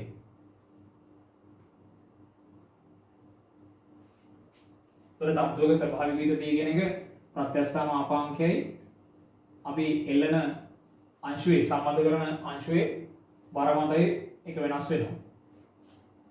කියන්නේ එකම තන්තුවක් අපි කියමු ප්‍රත්‍යස්ථ මාපාංකය 2 mg සහ දිග ස්වභාවික දිග L වූ තන්තුවකට ස්කන්ධයේ සිම්පල් m වූ අංශුවක් සම්බන්ධ කරාම විතතිය එකක්. මේ තන්තුවටම ස්කන්ධයේ 2m වූ මේ තන්තුවටම ස්කන්ධයේ 2m වූ අංශුවක් සම්බන්ධ කරාම ස්වභාවික විතතිය තවත් එකක්. ඒ ස්වභාවික විතතිය කියන එක ඔය අංශුවේ බර සම්බන්ධ කරන ලබන අංශුවේ බර තන්තුවේ දිග සහ ප්‍රත්‍යස්ථ මාපාංකය කියන කරුණු අනුව වෙනස් වෙනවා. එතකොට ඒ අදාළ එක් අවස්ථාවකට අදාළ ස්වභාවිකව සමතුලිත වෙන සමතුලිත වීම සඳහා ස්වභාවික දිගට වඩා ඇදෙන දිගට තමයි අපි ස්වභාවික විතතිය කියලා කියන්නේ. එතකොට මම ගත්තොත් දැන් අපි මෙතනදී කතා කරේ ස්වභාවික දිග L වූ තන්තුවකට m ස්කන්ධය සහිත අංශුවක් සම්බන්ධ කරාට පස්සේ අපි ප්‍රත්‍යස්ථ මාපාංකය 2mg නම් විතතිය L බෙදීම දෙකක් වෙනවා. විතතිය L බෙදීම දෙකක් වෙනවා. අපි ගත්තොත් ස්වභාවික දිග L වූ තන්තුව වෙනවා. තන්තුව එක් කෙලවරක් සීලිමකට සම්බන්ධ කරලා තන්තුවේ ඉතිරි කෙලවරට 2m ස්කන්ධයක් සම්බන්ධ කරොත් මෙයා ස්වභාවිකව සමතුලිත වෙනවා මේ වගේ පිටුමකට. මම ගන්නවා මෙතනදී ස්වභාවික දිගට වඩා ඇදුණු දිග E1 කියලා.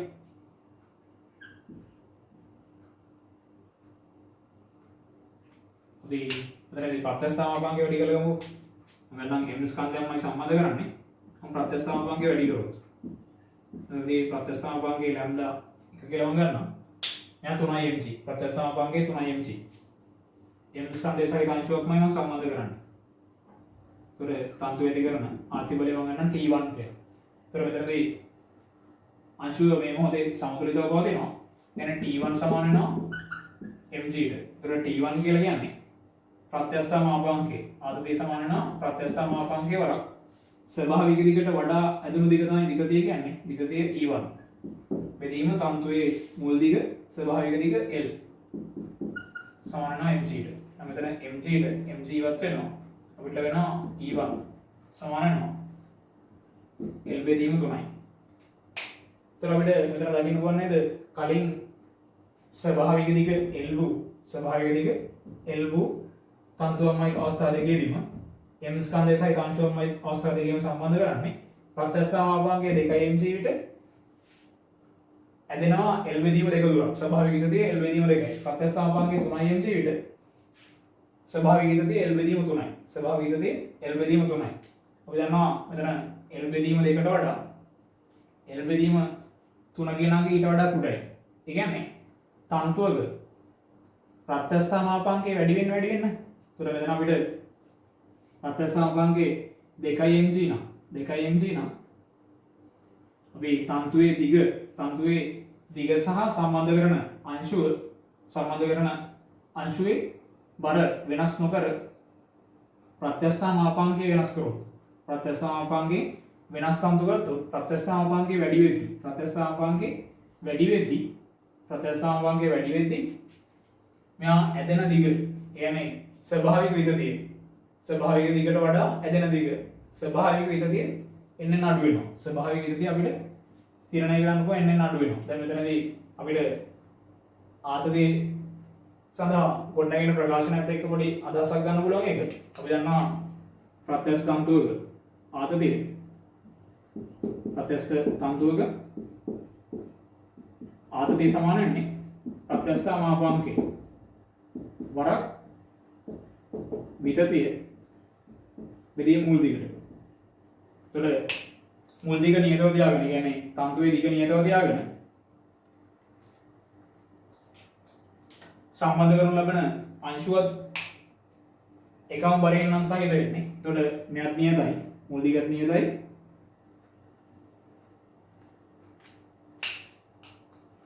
ප්‍රත්‍යස්ථ තන්තුවේ ආතතියත් නියතයි. මොකද ආතතිය අංශුවේ බරට සමාන වෙනවා ස්වභාවිකව සමතුලිත වෙද්දී. අංශුවේ බරට ආතතිය සමානයි. එහෙනම් අංශුවේ බර අපි සම්බන්ධ කරන එකම අංශුවක් නම් අංශුවේ බර නියතයි කියන්නේ ප්‍රත්‍යස්ථ තන්තුවේ ආතතියත් නියත වෙන්න ඕනේ. එතකොට මේ දෙන්න නියත නම් මේ දෙන්න නියත නම් ප්‍රත්‍යස්ථ මාපාංකය වැඩි කරද්දී මුන් දෙන්න නියතව තියෙන ඇදෙන දිග විතතිය අඩු වෙන්න ඕනේ නේ. ප්‍රත්‍යස්ථ මාපාංකය වැඩි කරද්දී ඇදෙන දිග විතතිය අඩු වෙන්න ඕනේ. අපිට පොඩි අදහසක් උදෙන් ගන්න පුළුවන්. තන්තුවක ප්‍රත්‍යස්ථ මාපාංකය වැඩි වෙන්න යා ඇදෙන දිග අඩුයි. කියන්නේ ස්වභාවික දිගට වඩා ස්වභාවිකව සමතුලිත වීම සඳහා යා ඇදෙන දිග අඩු වෙනවා. එතකොට මෙතන අපි තන්තුවේ ස්වභාවික දිග සහ සම්බන්ධ කරන ලබන අංශුවේ බර නියතව තියාගත්තොත් අපිට ඔහොම අදහසක් ගන්න පුළුවන්. පැහැදිලි නේද? ඒක පොඩි අයිඩියා එකක් මම කිව්වේ. පරින් යගමු. පරින් තරවන දරලා යමු.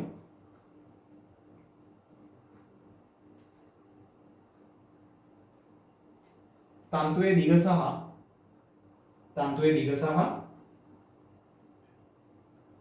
සම්බන්ධ කරන ලබන අංශුවේ ස්කන්ධයේ නොවෙනස්ව පවත්වාගත් විට තන්තුවේ දිග සහ සම්බන්ධ කරන ලබන අංශුවේ ස්කන්ධය නියතව පවතින විට තන්තුවේ දිග සහ සම්බන්ධ කරන ලබන අංශුවේ ස්කන්ධය නියතව පවතින විට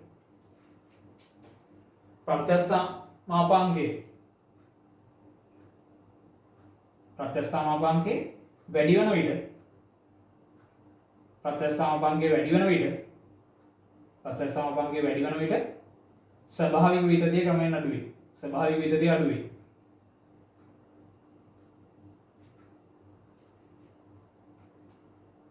ප්‍රත්‍යස්ථ මාපාංකයේ ක්‍රමයෙන් වැඩි කරන විට ස්වභාවික විතතිය ක්‍රමයෙන් අඩු වේ.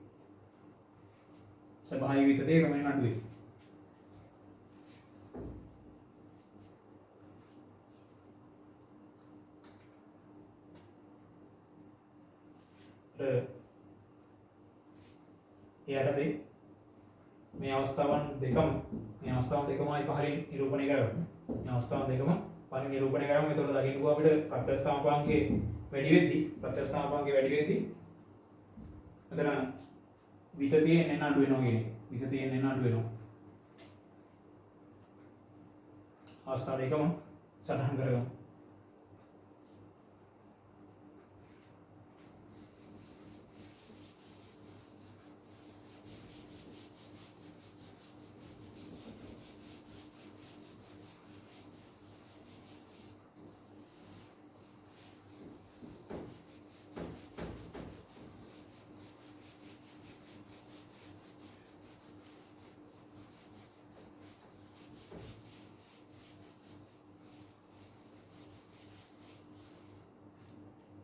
යසම ගත්තොත් අංශුවක ප්‍රත්‍යස්ථ තන්තුවක මේ ප්‍රත්‍යස්ථතාවය නිසා තන්තුවේ පවතින ප්‍රත්‍යස්ථතාවය නිසා එම තන්තුවට සම්බන්ධ කරන ලබන අංශුවක් මත තන්තුවේ ඇදීම සමග එම ප්‍රත්‍යස්ථතාවය සමග අංශුව මත ඇති වෙනවා ශක්තියක් ගොඩ වෙනවා. අපි කියනවා ප්‍රත්‍යස්ථ විභව ශක්තිය කියලා. එතකොට තන්තුව මගින් අංශුව මත ගබඩා වෙන ශක්තියක් තමයි ප්‍රත්‍යස්ථ විභව ශක්තිය කියලා කියන්නේ. එතකොට තන්තුව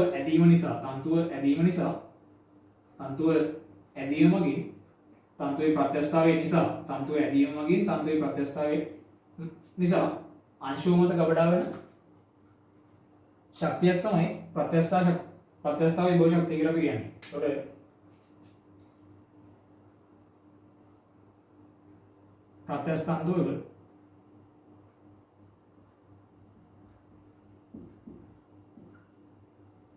ප්‍රත්‍යස්ථ විභව ශක්තිය. එතකොට ප්‍රත්‍යස්ථ තන්තුවකට සම්බන්ධ කරන අංශුවක් මත ගබඩා වෙන ශක්තියක් තමයි මේ කතා කරන්නේ. ප්‍රත්‍යස්ථ විභව ශක්තිය.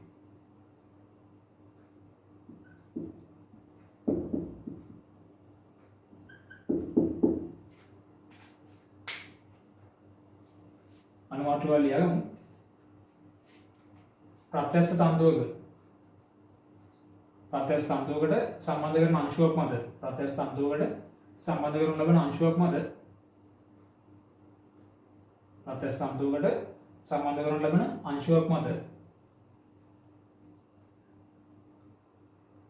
තන්තුවේ ඇදීම නිසා තන්තුවේ ඇදීම නිසා තන්තුවේ ඇදීම නිසා තන්තුවේ ඇදීම නිසා තන්තුවේ ඇදීම නිසා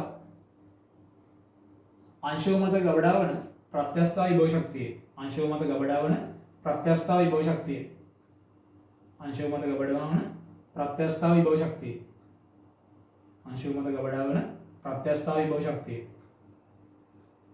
අංශුව මත ගබඩා වන ප්‍රත්‍යස්ථ විභව ශක්තිය. ඒකට ප්‍රත්‍යස්ථ විභව ශක්තිය අපි ගණනය කරන්නේ සමානනවා භාගයේ වරක් ප්‍රත්‍යස්ථ මාපාංකේ වරක් විතතේ වර්ගයේ බෙදීම තන්තුවේ මුල් දිග එන තන්තුවේ ස්වභාවික දිග භාගයේ වරක් ප්‍රත්‍යස්ථ මාපාංකයේ වරක් විතතේ වර්ගයේ බෙදීම තන්තුවේ මුල් දිග තන්තුවේ ස්වභාවික දිග ප්‍රත්‍යස්ථ විභව ශක්තිය සමාන වෙනවා භාගයේ වරක් ප්‍රත්‍යස්ථ මාපාංකයේ වරක් විතතේ වර්ගයේ බෙදීම තන්තුවේ මුල් දිග. ඒතොර අපි ගත්තොත්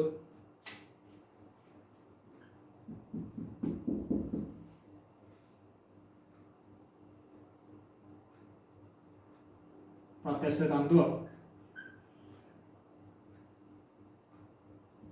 ස්වභාවික දිග L වූ ප්‍රත්‍යස්ථ මාපාංකයේ 2mg වූ තන්තුවකට m ස්කන්ධය සහිත අංශුවකට ගැහුවොත්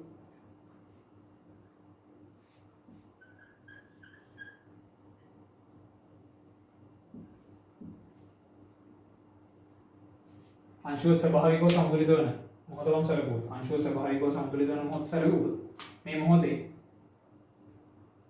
ස්වභාවික දිගට වඩා තන්තුවේ ස්වභාවික දිගට වඩා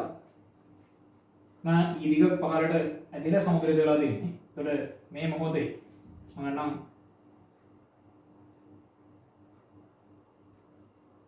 මේ මොහොතේ अंशुව මත ගබඩා වී ඇති ප්‍රත්‍යස්ථ විභව ශක්තිය अंशुव मत गबड़ा भी रहती प्रत्यस्थ विभव शक्ति समान है ना भागे वरक इधर प्रत्यस्थ मापांक 2mg वरक वितती स्वाभाविक दिगට වඩා ඉදලා තියෙනවා ඊදික විතතියේ වර්ගයේ බෙදීම තත්ත්වයේ මුල් දිගේ නිරූපණය කරගන්න.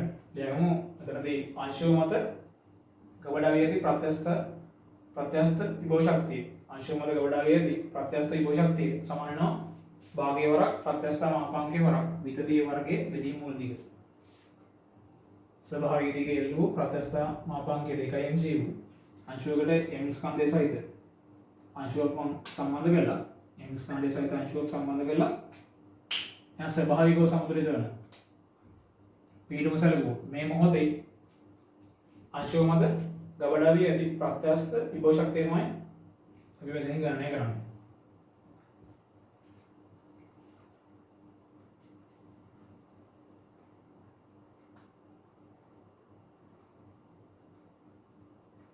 फिर अभी तंतुग प्रत्यास्थ मापांक के संकल्प पाविचेनो विदिर प्रत्यस्थ विभव शक्ति गणना करන්න प्रत्यस्थ तंतुකින් अंशुව මත ඇති කරන ලබන ආර්ථි බලය ගණනය කරන්න.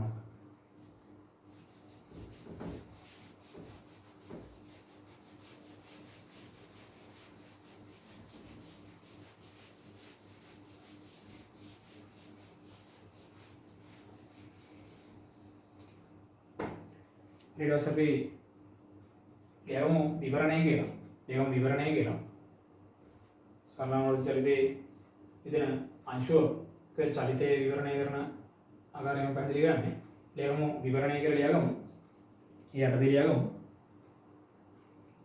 ස්වභාවික දිග सिंपल a हा स्वाभाविक दिग सिंपल a हा प्रत्यस्थ मापांक 2mg වූ स्वाभाविक दिग सिंपल a हा स्वाभाविक दिग सिंपल a हा ප්‍රත්‍යස්ථ මාපාංකය 2 mg වූ ස්වභාවික දිග සිම්පල් a හා ප්‍රත්‍යස්ථ මාපාංකය 2 mg වූ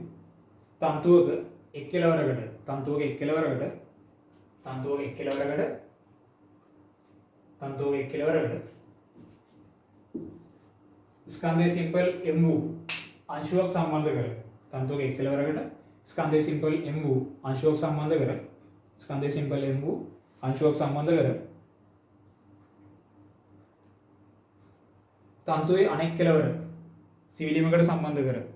තන්තුවේ අනෙක් කෙලවර සිවිලීමකට සම්බන්ධ කර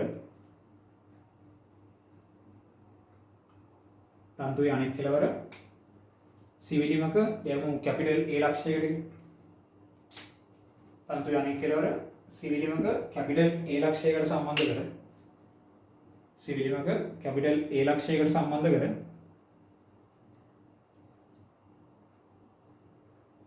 අංශුව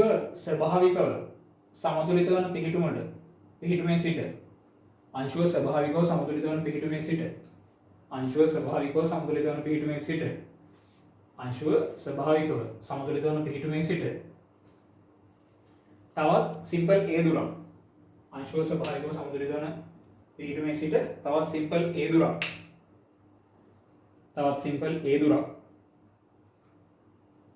අංශුව පහළට ඇද තවත් සිම්පල් a දුරක් අංශුව පහළට ඇද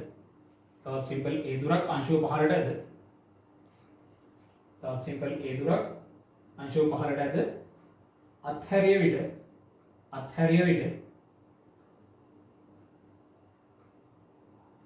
විට ඉන් පසු සිදුවන චලිතය විවරණය කරමු. ඉන් පසු සිදුවන චලිතය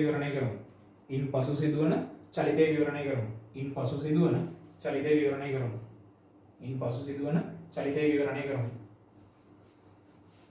මම ගන්න මෙතන ස්වභාවික දිග සිම්පල් a සහ ප්‍රත්‍යස්ථ මාපාංකයේ 2 mg වූ අංශුව 2 mg වූ තන්තුව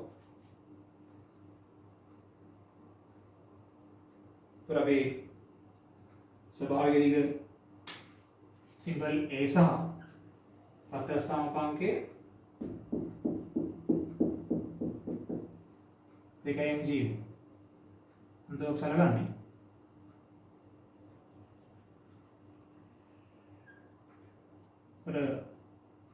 यहाँ स्वाभाविक दिग सिंपल a तंतु एक केलवर कैपिटल a लक्ष्यකට සිවිලීමක कैपिटल a ලක්ෂයකට සම්බන්ධ කරලා තියෙනවා. උඩ මෙතන සිවිලීමේ कैपिटल a කියන මට්ටමයි මෙතන එලෙස නිරූපණය කරන්නේ. මේ कैपिटल a ලක්ෂයකට සම්බන්ධ කරලා තන්තු ඉතිරි කෙලවරට ස්කන්ධයේ සිම්පල් m වූ අංශුවක් සම්බන්ධ කරලා තියෙනවා. මෙතනදී තන්තුවේ ප්‍රත්‍යස්ථ මාපාංකයම ලැම්ඩා කියලා ගත්තොත් අද 1 mg.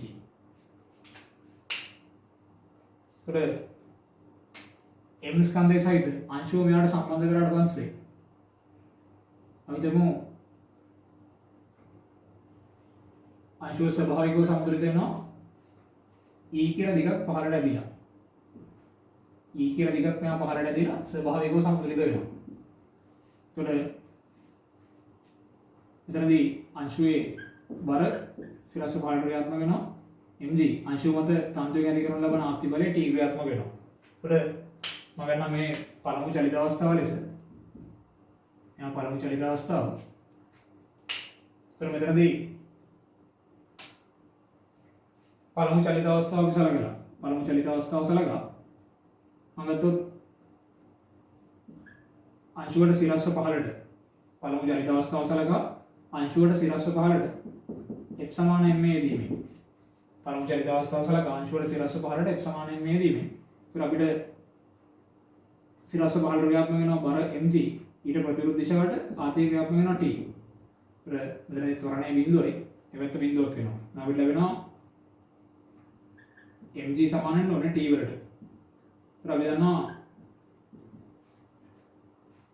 මේ ප්‍රත්‍යස්ථ තන්තුව ඇදීම නිසා ඇති කරනු ලබන ආත්ති බලය සමාන වෙනවා ප්‍රත්‍යස්ථ මාපාංකයේ 2 mg වරක් ස්වභාවික දිගට වඩා ඇතුණු දිග විතතිය e බෙදීම තන්තුවේ මූල දිග සිම්පල් a. නම් මෙතන අපිට mg ට mg ගත වෙනවා E සමාන වෙනවා A බෙදීම 2යි. අන්න E වලගේ A බෙදීම 2යි. ස්වභාවිකව සමතුලිත වෙන්නේ ස්වභාවික දිගේ ඉන්න තවත් A බෙදීම 2 දුරක් පහළට ඇදිලා. අපිට කියනවා ස්වභාවික දිගට, ඒ කියන්නේ ස්වභාවිකව සමතුලිත වන පිහිටුමේ සිට තවත් සිම්පල් A දුරක්, ස්වභාවිකව සමතුලිත වන පිහිටුමේ සිට තවත් සිම්පල් A දුරක් ඇදලා මෙව අතාරිනවා කියලා. කියන්නේ මේ පිහිටුමේ ඉඳන් තවත් සිම්පල් A දුරක්. මේ චලිත අවස්ථාව වෙනම සටහනක නිරූපණය කරොත් මෙලෙස එදිනම් තවත් සිම්පල් A දුරක් මේ ස්වභාවිකව සමතුලිත වන පිහිටුමේ ඉඳන් තවත් සිම්පල් A දුරක් මෙව පහළට ඇදලා අතාරිනවා. ස්වභාවිකව සමතුලිත වන පිහිටුමේ දෙන්නේ. මෙතන මේ බෙදීම 2යි. මෙයා නිර්ණය කරගත්ත දැන්. E කියන අගේ අපි මේ බෙදීම 2ක් ලෙස නිර්ණය කරගත්තා. ස්වභාවිකව සමතුලිත වන පිහිටුමේ ඉඳන් තවත් සිම්පල් A දුරක් පහළට ඇදලා මෙව අතාරිනවා. මෙතනදී ප්‍රවේග බිඳුව. නිශ්චලතාවයෙන් අපි මුදා හරින්නේ. තවත් සිම්පල් A දුරක් පහළට ඇද නිශ්චලතාවයෙන් අපි අංශුව මුදා හැරියට පස්සේ නිශ්චලතාවයෙන් අංශුව මුදා හැරියට පස්සේ සිදුවන චලිතය. දැන් මෙතනින් පස්සේ සිදුවන චලිතය තමයි අපිට තීරණය කරන්න කියන්නේ. මෙතනින් පස්සේ සිදුවන චලිතය. ඒකට අංශුව මෙතනින් පස්සේ චලිත විවරණය ආරම්භ කරන මොහොතේදී මෙතනින් පස්සේ අංශුව සිදුවන චලිතය. මෙතනින් පස්සේ අංශුව සිදුවන චලිතය තමයි අපිට තීරණය කරන්න ඕනේ.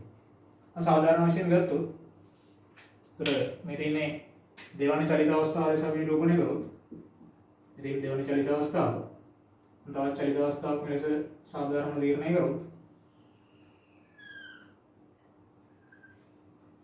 අංශුව ස්වභාවික සමතුලිත පිහිටුමේ ඉඳන් සාධාරණ x දුරක් පහළට ගමන් කර ඇති අවස්ථාවක් මම සැලකුවොත්. කියන්නේ නිශ්චලතාවයේ ඉඳලා අංශුව අත්හැරියට පස්සේ මම හිතනවා අංශුව ඉහළට ගමන් කරනවා කියලා. මොකද මෙතන ඇදෙන තන්තුව අපි දන්නවා රබර් පටියක් ඇදලා අතහැරියොත් රබර් පටියකට බෝලයක් ගැට ගහලා අපි පහළට ඇදලා රබර් පටියේ ඇදීමට ලක් වෙන විදිහට බෝලේ පහළට ඇදලා අතහැරියොත් මෙයා ඉහළට එනවා. එතකොට මෙතන මේ තන්තුව පහළට ඇදලා නිශ්චලතාවයෙන් අතාරිනවා. එතකොට ස්වභාවිකව ඉහළට එන බව අපේ ඇඟට දැනෙනවා. අංශුව ස්වභාවිකව ඉහළට ගමන් කරන බව. නම් මම සාධාරණ චලිත අවස්ථාවක් සලකනවා. එතකොට එන මෙතනින් පස්සේ සිදුවන චලිත අවස්ථාවන් අනන්ත ප්‍රමාණයක් පවතිනවා. එම චලිත අවස්ථාවන් අනන්ත ප්‍රමාණය සාධාරණ එක් චලිත අවස්ථාවක් තමයි මම නිරූපණය කරලා තියෙන්නේ. ඒ කියන්නේ එම චලිත අවස්ථාවන් සියල්ලම නියෝජනය කරන සාධාරණ එක් මනක්කල්පිත චලිත අවස්ථාවක් මේ දෙන්නේ. එතකොට මෙතනින් පස්සේ මේ පිහිටුවෙන් පස්සේ අංශුවේ සිදුවන අනන්තයක් වූ චලිත අවස්ථාවන් සියල්ල නියෝජනය කරන සාධාරණ චලිත අවස්ථාවක් මේ අපි නිරූපණය කරලා තියෙන්නේ. එතකොට මම මෙතන තීරණය කරනවා මෙතනදී අංශුව ස්වභාවිකව සමතුලිත වෙච්ච පිහිටුම තමයි මේ දෙන්නේ. ස්වභාවිකව සමතුලිත වෙච්ච පිහිටුම. අපි මේ මට්ටම ගත්තොත් ස්වභාවිකව සමතුලිත වෙච්ච පිහිටුම මේ තියෙන්නේ. මේ මට්ටමේ ඉඳන් මෙයා පහළට සිදු කරන විස්ථාපනය, පහළට සිදු කරලා තියෙන විස්ථාපනය මෙහෙම මොකද මම x කියලා අරන් තියෙනවා. එතකොට මම මෙතන තීරණය කරනවා මේ මට්ටමේ ඉඳන් පහළට මනින විස්ථාපන ධන ඉහළට මනින. ඒ කියන්නේ මේ මට්ටමේ ඉඳන් පහළට සිදු කරන ලබන රාශියෙන් ධන ඉහළට මනින ලබන රාශියෙන් ඍණ ලෙස අපි දිශාවක් නිර්ණය කරනවා. එතකොට කාලය සමග වෙනස් වෙන